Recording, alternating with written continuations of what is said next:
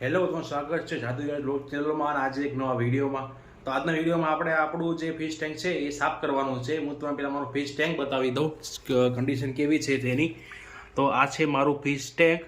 તમે જોઈ શકો છો અંદર 8-9 ફિશ છે અને તમે એનું પાણી જો તો એકદમ ગ્રીન થઈ ગયું છે અને ઓક્સિજન પર પ્રોપર વર્ક કરતું નથી. એક મિનિટ હું તમને લાઇટ કરીને બતાવી દઉં. તો આ ચાલુ થઈ ગઈ છે લાઇટ. જોઈ શકો છો ઓક્સિજન એકદમ ભરાઈ ગયું છે કચરાથી અને ઓક્સિજન કંઈ કામ કરતું છે નહીં. અને બાજુમાં એક હીટર મૂક્યું છે જ્યાંથી પાણીનું જે ટેમ્પરેચર છે એ મેન્ટેન રહે. અંદર 3-4 ગોલ્ડ ફિશ છે, એક શાર્ક છે અને બીજી 2-3 માછલી છે, પણ મને નામ નથી ખબર કારણ કે મને ગમી હતી મેં લઈ લીધી છે. હવે આ બધી જે માછલી છે એને આપણે અલગ કરીને એક આ પાણીના ટબમાં કાઢવાની છે અને પછી આખું ફિશ ટેન્ક સાફ કરવાનું છે. તો તમે લાસ્ટ સુધી આ વિડીયો જોજો અને હું કઈ રીતે માછલી ટેન્ક સાફ કરું હું તમને કહીશ. તો સૌ પહેલાં આપણે છે ને આ બધા પ્લગ છે કાઢી લઈએ. આ હીટરનો છે, આ ઓક્સિજનનો છે અને આખું ટેન્ક આ નીચે ઉતારીને બધી માછલી છે જે આ જાળીથી કાઢીને આની અંદર નાખવાની છે અને પછી આ લઈ જવાનું છે બહાર વોશ કરવા માટે. તો પહેલાં બધી માછલી કાઢી આ નીચે ઉતારી સૌથી પહેલાં તો મેં આ ફિશ ટેન્ક નીચે ઉતારી લીધું છે. આ ફિશ ટેન્ક અહીંયા ઉપર હતું ખાનામાં, હવે અહીંયા નીચે લઈ લીધું છે.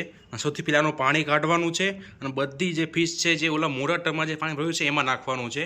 તો પહેલાં આનું હું બધી ફિશ કાઢી લઉં, જેના માટે હું યુઝ કરું છું જે આ વેસ્ટ જે આ ચા ગાળવાની ગળણી છે તેનાથી.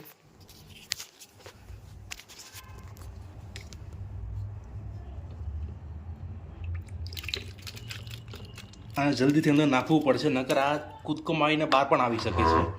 જો આ 2 તો વેકી છે, આવી રીતે હું બધી કાઢી નાખું છું. મને આ ફિશનું નામ ખબર નથી, જેને પણ આ ખબર હોય આ ફિશનું નામ શું છે એ કમેન્ટમાં લખજો ને જરાક.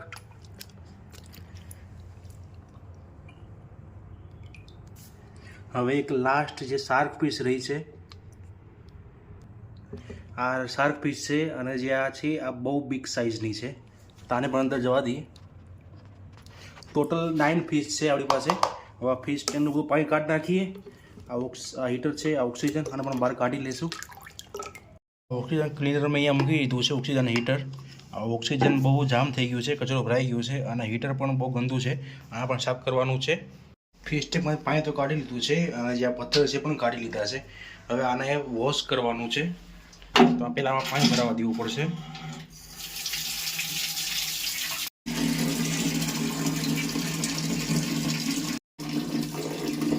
ફિશ ટેન્ક વોશ કરી નાખ્યું છે અને એકદમ ક્લીન થઈ ગયું છે. જો એકદમ આર પાર દેખાય છે વસ્તુ, એકદમ ક્લીન થઈ ગયું છે. બાકી આ છે આ પથ્થર, આને પણ ધોવાના છે સાબુ નાખીને. તો લાસ્ટ સુધી જોજો તો મજા આવશે વિડીયોમાં. હજી આ છે ઓક્સિજન હીટર પણ સાફ કરવાનું છે. તો લેટ્સ વોશ ધીસ સ્ટોન. તો પથ્થર વોશ થઈને આવી ગયા છે. આને બધી બાજુ ફેલાઈને નાખવાના છે, એક બાજુ નથી ઢગલો કરવાનો. જેમ કે આને નાખી દીધા, આને બધી સાઈડ સરખા કરી દેવાના આવી રીતના બધી સાઈડ. તો આપણું જે ફિશ ટેન્ક છે જે વોશ થઈને આવી ગયું છે. મેં અડધે સુધી પાણી ભર્યું છે જેથી કરીને જે ફિશ છે જે અંદર નાખી શકાય અને જે આનું બહુ વજન પણ ન થાય અને ઇઝીલી તે જે ખાનામાં મૂકી શકાય તેની માટે આ જે અડધું ભર્યું છે. પછી હું ટબથી બીજી વસ્તુથી અંદર પાણી નાખી દઈશ. તો પહેલાં આ જે ફિશ છે બધી અંદર નાખી દઈએ. ઓમ શ્રી ગણેશાય નમઃ. આવી રીતે બધી ફિશ અંદર નાખી દઉં હું પહેલાં. આ એક ફિશનો કલર ચેક કરો. એકદમ જે કોઈ ફિશ આવે છે જે જેપનીઝ કોઈ કહેવાય એમ જેવો સેમ કલર છે, બટ આ જેપનીઝ ફિશ નથી. સેમ આ જ ફિશ છે, એ સ્મોલ સાઇઝ છે. આ થોડીક એનાથી બિગ સાઇઝ છે. આને પણ અંદર જવા દઈએ. My tank big size gold fish, ये सबसे बड़ी फिश है मेरे टैंक में गोल्ड फिश. ये लास्ट शार्क फिश. તો જે આ બધી ફિશ છે મેં અંદર નાખી દીધી છે ચોખ્ખા પાણીમાં. અને જો તમે આ ફિશ જોઈ લો, એકદમ બધો કલર જે ફિશનું છે એ બધો દેખાય છે એકદમ ક્લિયર. અને પાણી ભરેલું છે એટલે ફિશ પણ ખુશ લાગે છે. મારે જે આ હીટર અને ઓક્સિજન ફિલ્ટર છે એ મારે સાફ થઈ ગયું છે એકદમ. હું તમને એક આ હીટરની એક વિશે વાત કહું. જે આ હીટર છે એનું ટેમ્પરેચર 28 રાખવાનું હોય છે હંમેશા માટે. 28 મારે છે અને મારે 75 વોટનું હીટર છે. અને તમારે જો આનું ટેમ્પરેચર વધારે હોય કાં તો ઓછું હોય તો અહીંયા ઉપર એક આ ડંડી આપેલી છે તમે એને ફરાવશો એટલે આનું ટેમ્પરેચર ઉપર નીચે થશે. જો બતાવું, અત્યારે 26 થઈ ગયું છે. જો આ ફરે છે, આ 28 આવ્યું, પાછું આ 30 30 થઈ ગયું. હવે આપણે આ 28 રાખવાનું છે ટેમ્પરેચર. તો અહીંથી એમ ઉપરથી એમ ફરાવશું.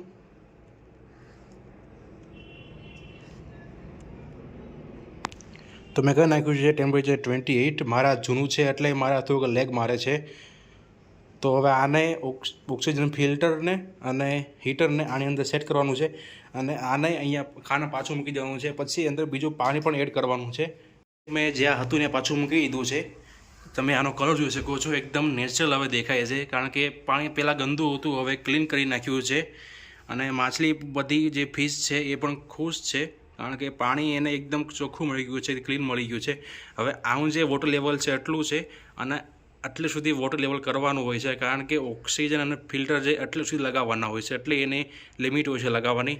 એટલે આપણે આટલું પાણી નાખવાનું છે આની અંદર. તો હું પાણી ભરી લઉં, પછી નાખું, તો પછી વિડીયો બતાવું કે કેવું લાગે છે આખું ફિલ્ટર ઓક્સિજન લગાડ્યા પછી. તો આખું ફિશ ટેન્ક ભરાઈ ગયું છે વોટરથી. જે તમે કીધું તમે લેવાય એટલું પાણી ભરી દીધું છે.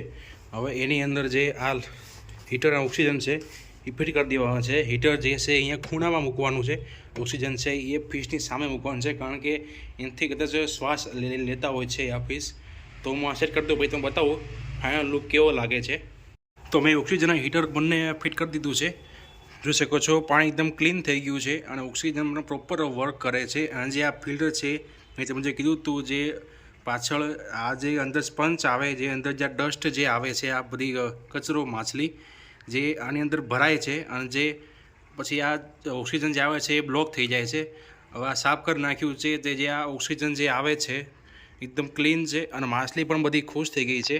જોઈ શકો છો અહીંયા મેં આ હીટર લગાડી દીધું છે. હીટર પણ ઓન છે, જેથી કરીને જે અત્યારે શિયાળો છે એટલે આ પાણીનું ટેમ્પરેચર વધારે છે, એને ઘટાડવા માટે ઓક્સિજન રાખવામાં આવે છે.